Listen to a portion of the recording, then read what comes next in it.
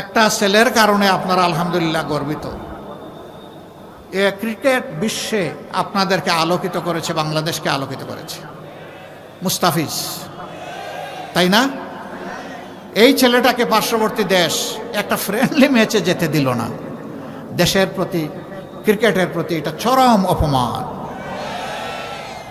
বাংলাদেশের cricket board এরকম বিব্রতকর পরিস্থিতি ভারতে গিয়ে আবার টি-20 খেলার সিদ্ধান্ত প্রত্যাহার করেছে। দাবি ছিল যে এই খেলাটা শ্রীলঙ্কায় হোক, আমরা যাব। ক্রিকেট বোর্ড এই সঙ্গত দাবিটাকে মানল না। আমরা দুঃখিত, আমরা লজ্জিত।